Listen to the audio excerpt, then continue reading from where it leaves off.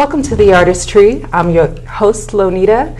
With us in the studio today is Jim Mair, Associate Professor and Director of Instrumental Music at Kansas City, Kansas Community College. Please join me in welcoming our guest. Thank you so much for coming. Great to be with you. Great to have you. Okay. And so let's start at the beginning. You were born and raised in Winnipeg, Manitoba. Yes, I was raised in Winnipeg. I was actually born in Saskatoon, Saskatchewan, but all my childhood was in Winnipeg up until I turned 18. Nice. And that's in Canada, right? Yes, it is. Okay. But after you turned 18, you attended university in the United States, right? That is correct. So tell us, why was that the best choice for you to come to college here in the U.S.? Well, I was lucky. From the time I was about 13, I knew what I wanted to do for my living. Right. And the music programs in Canada at the high schools are very good. And I noticed that most of the great programs were taught by people who had been educated in the United States. So I did a lot of research, and the education system up in Canada is quite a bit different, at least at that time it was. And the education that I could get in the United States was a lot more practical training. So do you intend to return to Canada at some point to contribute to that education, be one of the professors that taught in the States, and then taking it, or you just, this is where your life is? This is where my life is. I've back since 1988 pretty much. Oh, nice. Lived in Kansas City. But so I went to the States because I believed I could get a more practical education, music education. My degrees And what are do you in mean by practical? Well, the Canadian universities are very scholarly, research oriented, and at that time, in my opinion, the Canadian universities were behind as far as practical applications for education. Have you returned to Canada at all to visit or to be a part of that music industry? Or? Well, I go back and do clinics there. I play at least 1 or 2 concerts there a year. Nice. And the music programs are still as good as ever.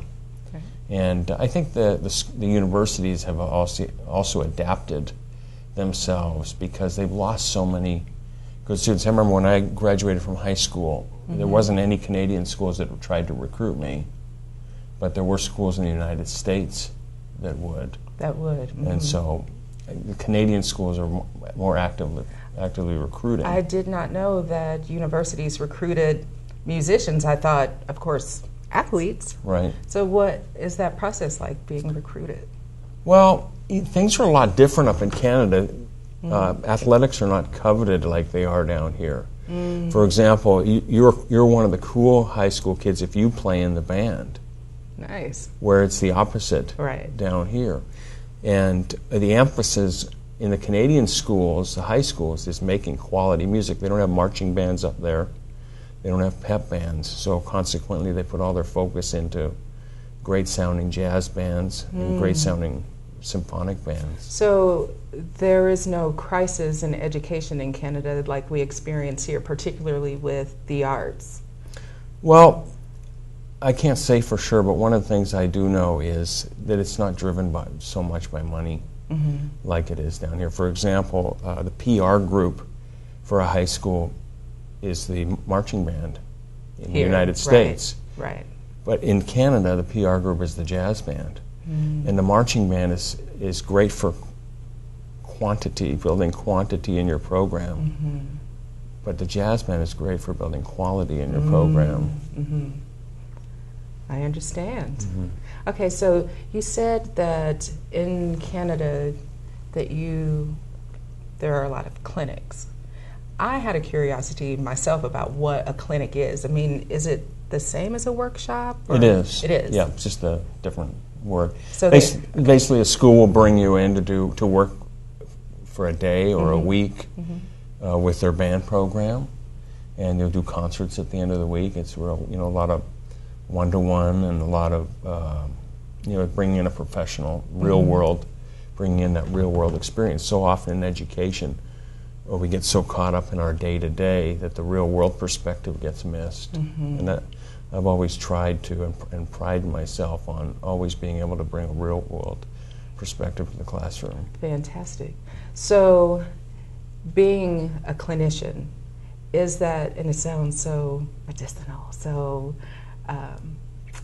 like you're healing, you know, is this a coveted position? Is it prestigious, or is it just kind of something that you do when you are in the educational field?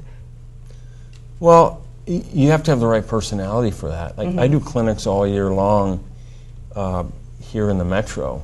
It's part of my recruiting for our college programs.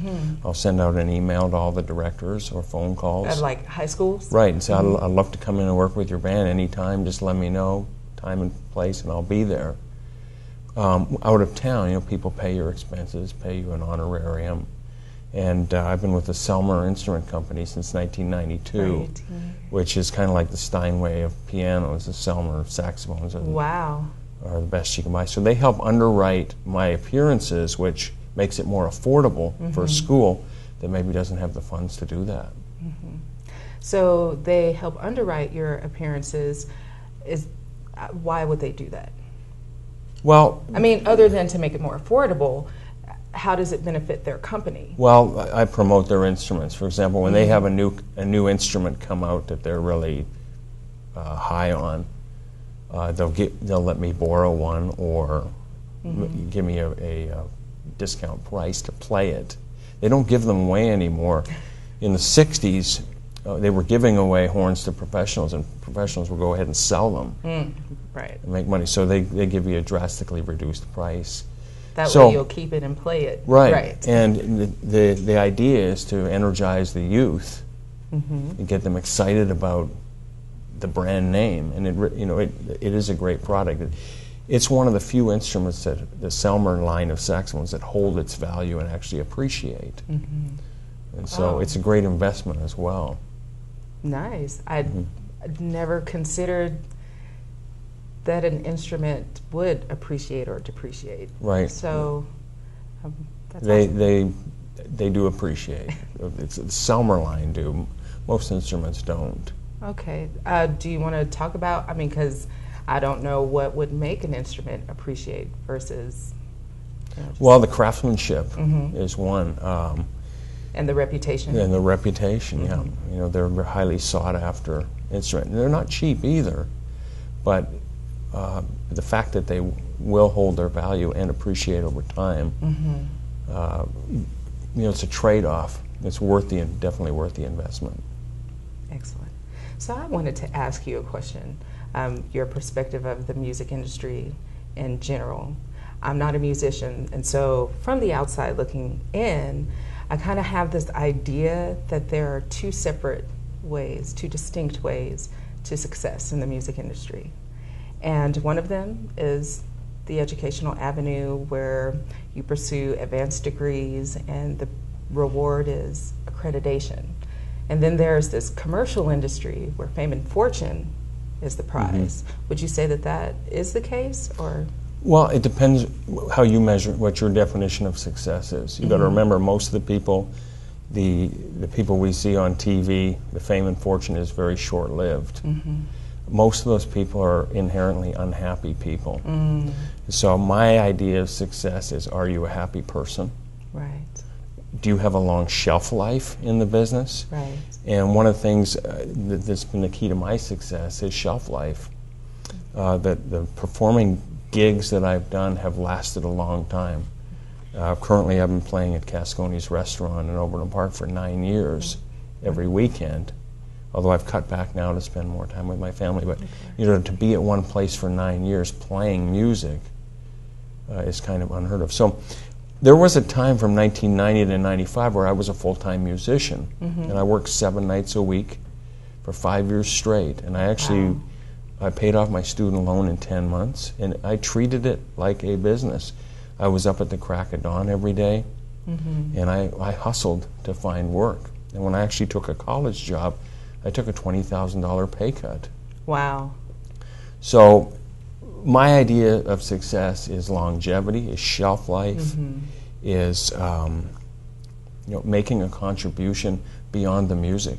A contribution to the community. To society, Exactly. to young people. Nice. And being a role model. And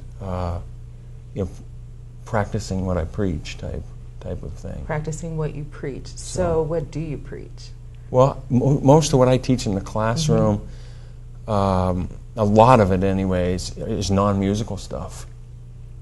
I mean, they learn the musical things by the way I play or the way I demonstrate or my expectations. But more importantly, the key to success in any line of work is oftentimes has nothing to do with your training. We have a sign above the band room that says, early is on time is late. That's right. Right. So I lock the door at the top of the hour. Oh, wow. And after a day, the students realize if I'm not there early, he's locking the door. How does that help you? That helps you in life at a job because you get fired. Yes, you do. Right? Yes, you do. Overdressing. Always look your best. You can never be overdressed for something, things like that. I tell my students ask about getting into music. I try and shove them all into music education because there's so many advantages to that. But they ask about playing, what are the chances of performing? If any individual is committed to being in the top 10% of their profession, there's work. It's that simple. If I wanted to be in the top 10% of plumbers or a bus driver, there's work. Right. And so it's that kind of, it's dedication, it's passion. And appreciation, because that's the thing that I had to learn the hard way. I went to an acting conservatory and we had a teacher or professor who would lock the door if you were not on time. And I learned the hard way the appreciation for other people's time and their attention. And that is one of the main things about professionalism. And we get this view of musicians where they can come and go as they please. They're very, have a very romantic view. Right, it's not like that. And those are the people eating ramen noodles every day and not paying the bills. Right. So it depends how committed you are to it. Like I said, even if I was staying up all night, at a jam at the Musicians Foundation down 18th and Vine, if I got home at 5 a.m., I was still getting up at 7 a.m. On 2 hours of sleep because to keep the business of being a musician going, it demanded that. Excellent. Well, we're going to go ahead and take a break. When we come back, we're going to get more into who you are as a musician and the things that you're involved in, okay? Okay. All right. Thank you so much for joining us. I'm having a good time. I hope you are too. We'll be right back.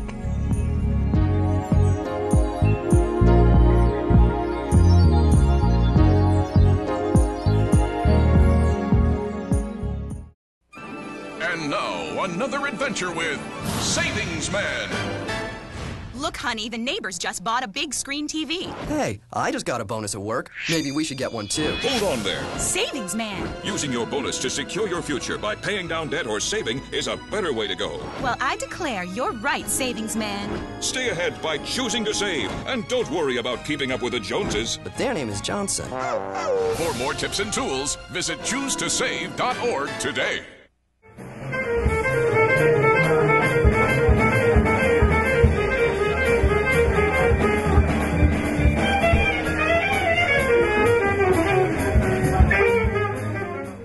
Welcome back to The Artistry. I am your host, Lonita, and we're here talking with Jim Mair. And before we went on our break, we were talking about work ethic and what it takes to be a successful musician. I wanted to ask you, what are your strengths? I think my strengths are probably non-musical. It's being able to bring people together, being able to make people feel comfortable. One of my friends, a great sax player named Houston Person, told me a long time ago, make a fan a friend. In other words, you see a lot of musicians who are playing, and when they take a break, they go into the back or they go outside. You need to get out into the audience and shake people's hands, introduce yourself, thank them for being there, learn people's names, learn things about them. When I was in the house band at the Phoenix Piano Bar for 5 years, playing there 6 nights a week, we got to know everybody by name who came in the door, what their profession was, what their favorite song was, and so when they came in, they felt special. Right. And they kept coming back, and get to know, so-and-so's a lawyer. Well, if I need any legal help, I could call him. Right. So-and-so owns a dry cleaner.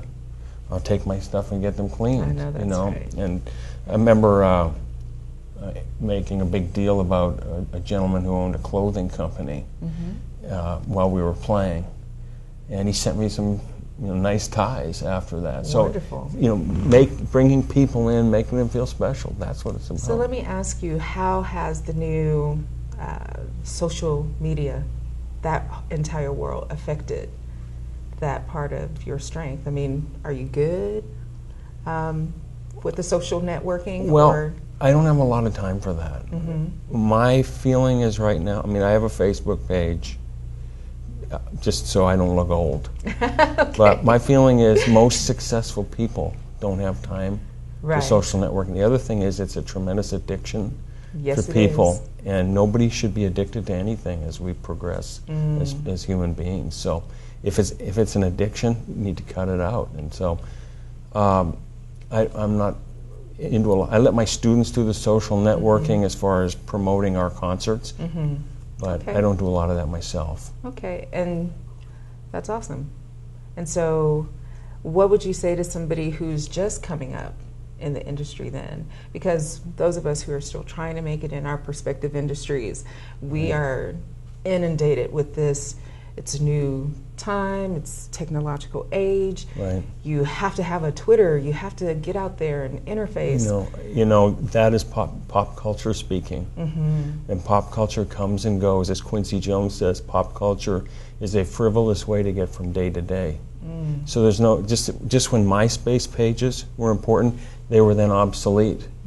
So what it takes, how can you set yourself apart from everybody else? If everyone else at Facebook page, you're just one of millions of people. So it comes down to work ethic.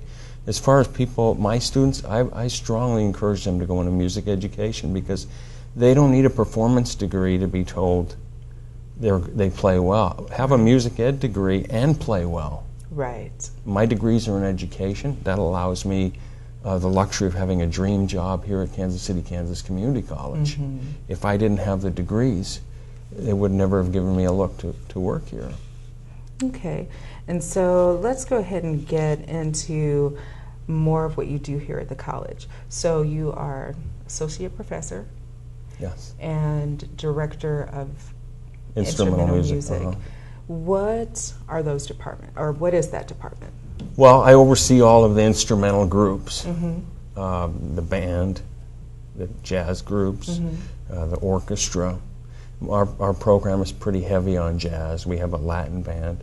I also help in coordinating all of our adjunct instructors, which I'm extremely proud of. Our part-time adjunct teachers can hold their own with any university faculty. We're top shelf, as is our music department. Nice. And so you are a family man, and you have a wife, yes, Mary, and 2 children, Amanda and Jameson. Yes. Beautiful names, by the way. Thank you. I wanted to know, and I think that it would be beneficial to students on campus here, where 50% of them are non-traditional students. They may have families of their own, children, spouses.